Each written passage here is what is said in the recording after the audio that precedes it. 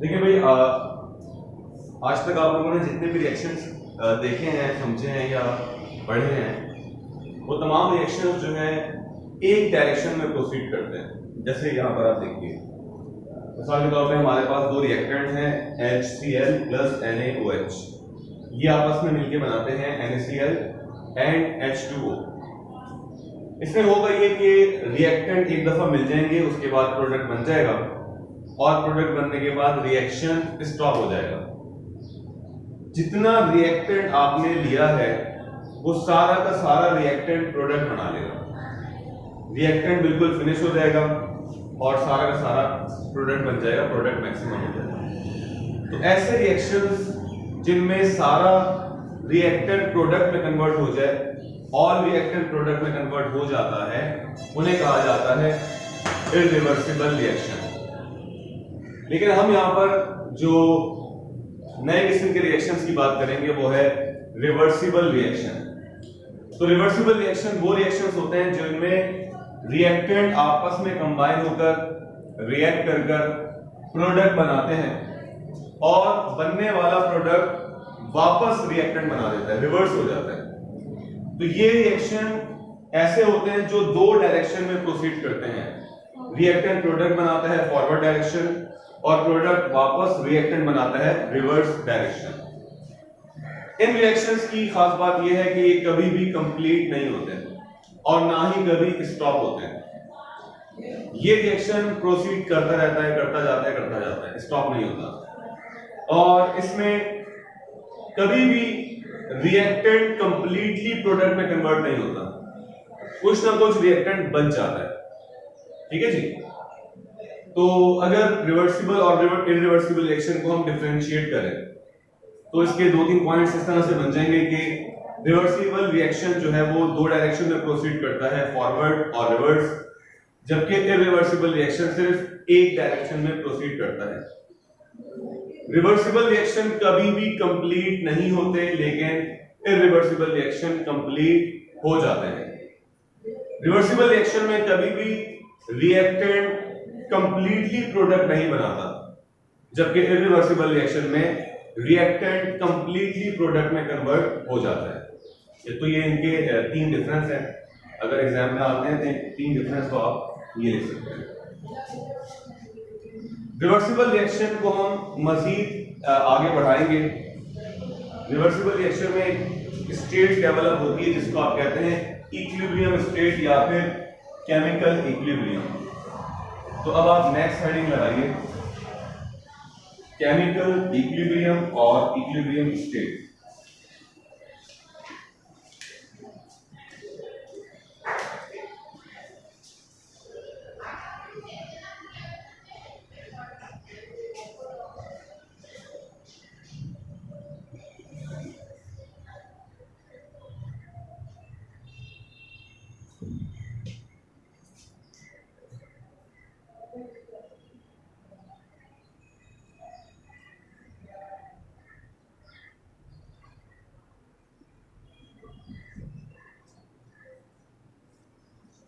सबसे पहले आपको मालूम होना चाहिए कि जो वर्ड है इक्विलिब्रियम, इसके मीनिंग क्या है, इसका मतलब क्या है। सेम, इक्वल का मतलब बराबर।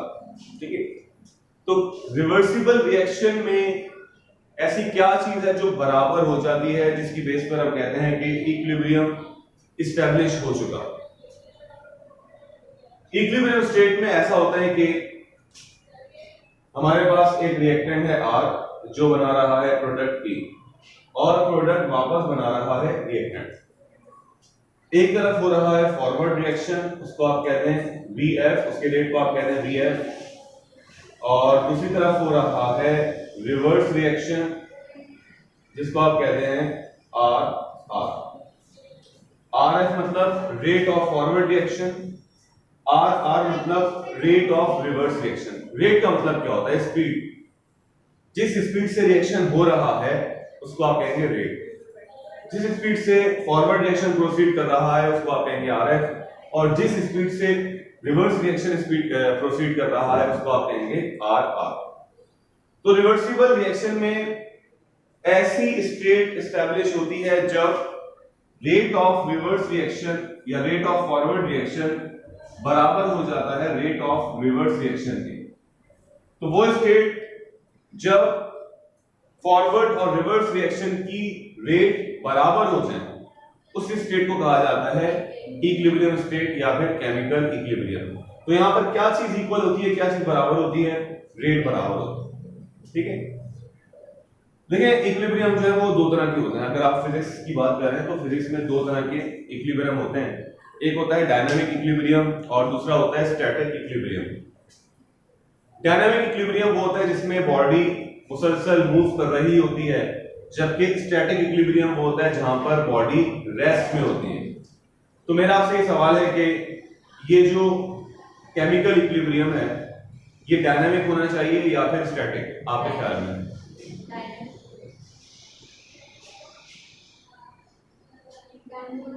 डायनामिक होना चाहिए, क्योंकि ये रुकता नहीं है।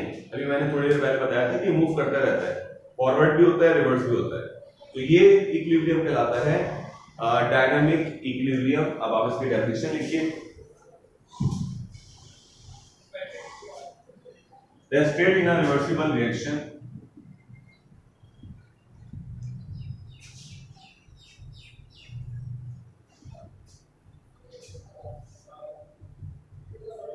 at which rate of forward reaction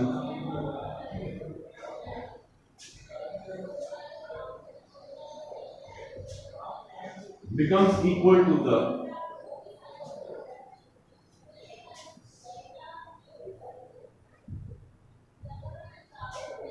rate of reverse reaction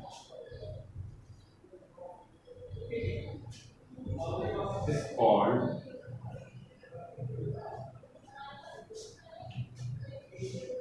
equilibrium state।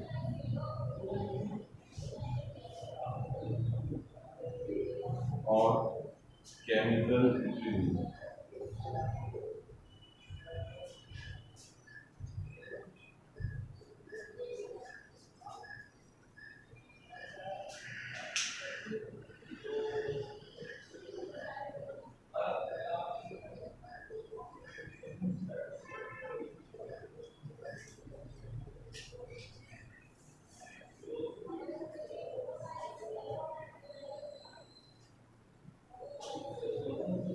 इसके बाद आप हेडिंग लगाइए लॉ ऑफ मास एक्शन, या इसकी पहले आप एक ग्राफ बना लें, ग्राफिकल रिप्रेजेंटेशन।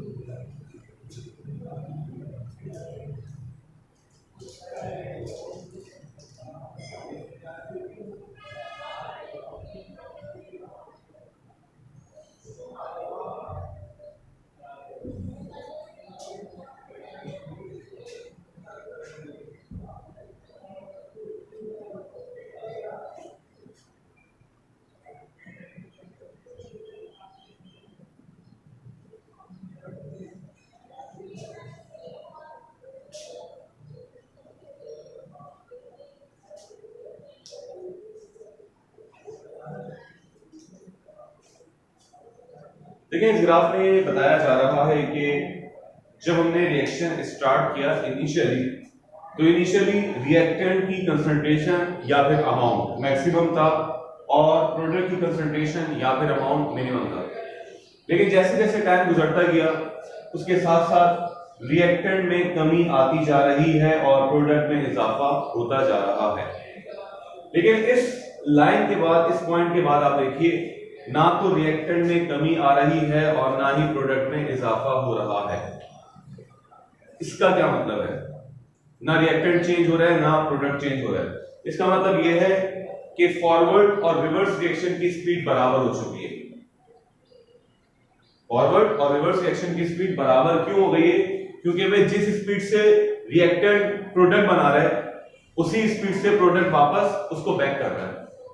तो चेंज क्या हुआ? चेंज हो गया जीरो। ना रिएक्टेंट में कोई चेंज आया ना ही प्रोडक्ट में चेंज आया। तो इसका मतलब यहां पर इक्विलिब्रियम एस्टैब्लिश हो चुका। इसके बाद इक्विलिब्रियम एस्टैब्लिश हो गया, ये पूरा इक्विलिब्रियम स्टेट चल रहा है। ठीक है जी, तो यहां पर आप कहेंगे ये स्टेट है इक्विलिब्रियम स्टेट जी, कंसंट्रेशन नॉट रिड्यूस।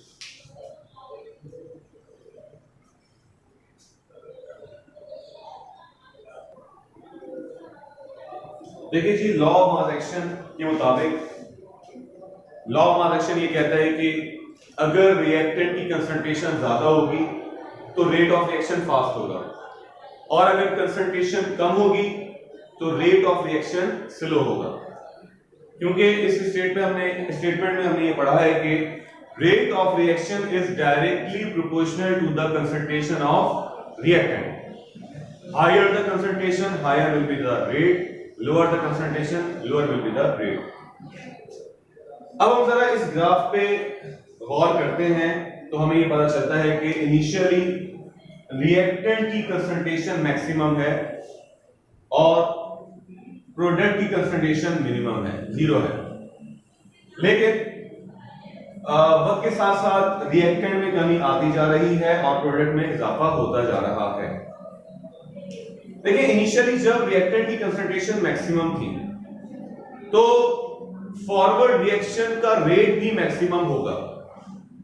कंसंट्रेशन ज्यादा है तो रेट भी ज्यादा होगा, और इनिशियली प्रोडक्ट तो 0 ही था। प्रोडक्ट 0 है तो रिवर्स रिएक्शन होने का सवाल ही पैदा नहीं होता। लेकिन जब रिएक्टेंट प्रोडक्ट बनाएगा तो रिएक्टेंट में कमी आए, प्रोडक्ट में इजाफा होगा।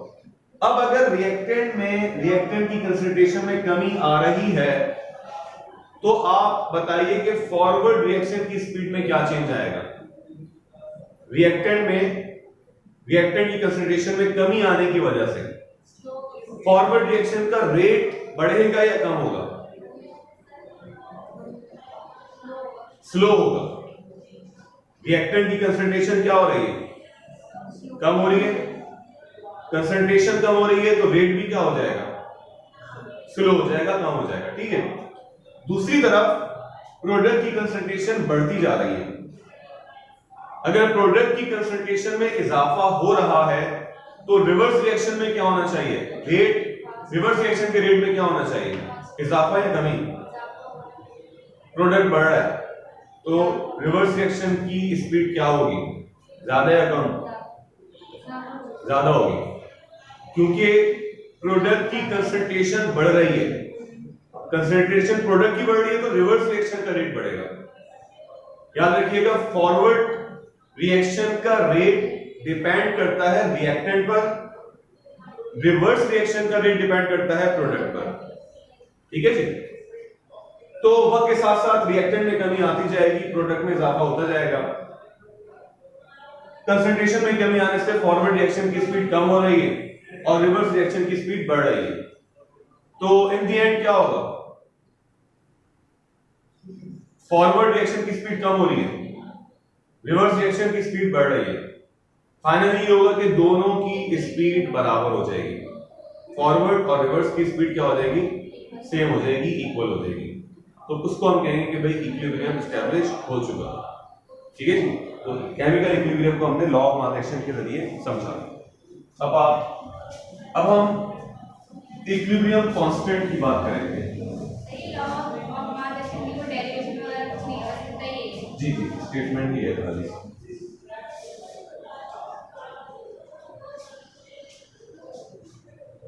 अब आप हेडिंग लगाइए, इक्विलिब्रियम कांस्टेंट।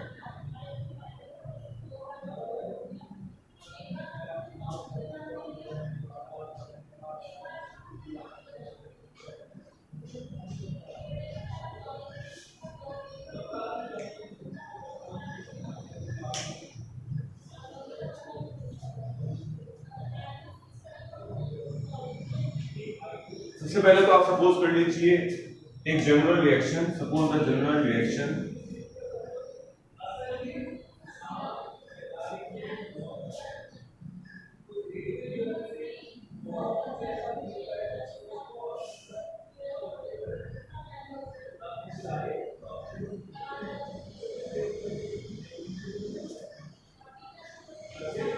ये हमने एक जनरल रिएक्शन सपोज कर लिया है।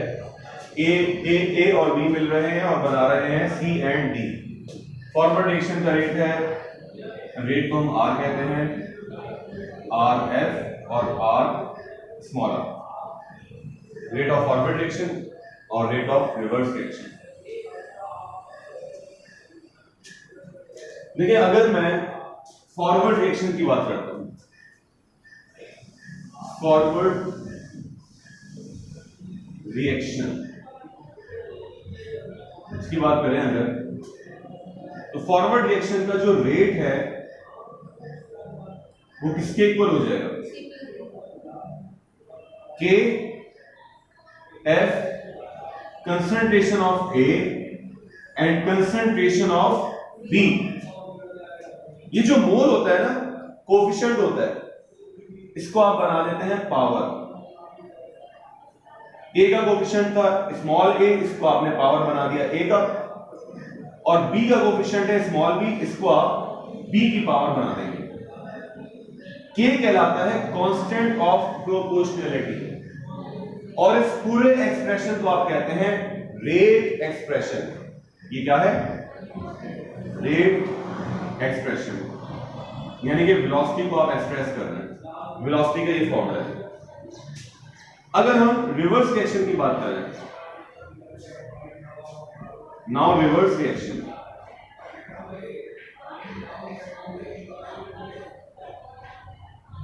रिवर्स रिएक्शन में क्या होगा ना, rate of reverse reaction equal हो जाएगा के आर, कांस्टेंट अलग हो गया, concentration of C and concentration of D. Reverse reaction के लिए रिवर्स रिएक्शन के लिए हमारे पास रिएक्टेंट क्या है, सी और डी, सी की पावर सी और डी की पावर डी। अगर हम इक्विलिब्रियम स्टेट की बात करते हैं, एट इक्विलिब्रियम स्टेट, जनाब इक्विलिब्रियम स्टेट पे क्या होता है, रेट ऑफ फॉरवर्ड इक्वल होता है rate of reverse. R F की जगह आर एफ की वैल्यू पुट कीजिए और आर आर की जगह आर आर की वैल्यू पुट कीजिए। आर एफ की जगह K F concentration of A and B power A B, K R concentration of C and concentration of B power C power D. अब आप cross division कर दीजिए, के are multiply हो रहा है, लेफ्ट पर आकर divide, C as it is, D as it is, A और बी मल्टीप्लाई हो रहे हैं, राइट पर जाकर डिवाइड। दो कांस्टेंट डिवाइड हो रहे हैं, के एफ एक कांस्टेंट है, के आर दूसरा कांस्टेंट है। जब दो कांस्टेंट आपस में डिवाइड होते हैं तो आंसर में क्या आता है, नया कांस्टेंट आता है। ठीक है भाई, तो एक नए कांस्टेंट को हम कहते हैं कि भाई नया कांस्टेंट है के सी, बाकी सबको जैसे इट इज। देखिए अब यहां पर बात यह है कि जो के सी है ये एक कांस्टेंट है, और ये कांस्टेंट किस स्टेट पर हमने अज्यूम किया है, इक्विलिब्रियम स्टेट पर। इसीलिए हम इस कांस्टेंट को कहते हैं इक्विलिब्रियम कांस्टेंट, क्योंकि ये इक्विलिब्रियम स्टेट पर हमने सपोज किया है। ये कहलाता है इक्विलिब्रियम कांस्टेंट, वेयर केसी आप यहां पर लिखिए और KC is equal to equilibrium constant.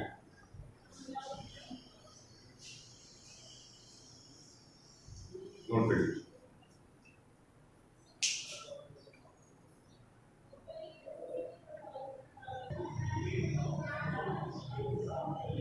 अब देखिए सवाल है कि write the expression of equilibrium constant for the following reactions. इन तमाम रिएक्शंस के लिए जो आपके सामने तीन रिएक्शंस यहां पर मौजूद हैं, इन तीनों रिएक्शंस के लिए आप इक्विलिब्रियम कांस्टेंट का एक्सप्रेशन लिखेंगे। देखिए इक्विलिब्रियम कांस्टेंट का एक्सप्रेशन लिखने का तरीकाकार क्या है। पहले रिएक्शन के लिए Kc बराबर होता है molar concentration of product, numerator में आएगी molar concentration of product, HI आ गया, और ये जो कोफिशिएंट है ये बन जाएगी power, upon molar concentration of reactant, हमारे पास दो रिएक्टेंट है, एक हाइड्रोजन और दूसरा आयोडीन। तो ये बन गया इक्विलिब्रियम कांस्टेंट का expression for the first reaction. Second का चाहिए Kc is equal to molar concentration of product PCl3 Cl2 upon PCl5। इसके बाद थर्ड, इस रिएक्शन के लिए molar concentration of product CH3 COO C2H5 और फिर H2O अपॉन CH3 COOH और फिर C2H5OH। तो ये हमने इक्विलिब्रियम कांस्टेंट के एक्सप्रेशन लिखे हैं और ये एक्सप्रेशन हमें न्यूमेरिकल सॉल्व करने में मदद करेंगे। ठीक है जी, तो आप नेक्स्ट क्लास में इंशाल्लाह हम इसके न्यूमेरिकल्स करेंगे, केसी के न्यूमेरिकल्स। आज के लिए इतना ही।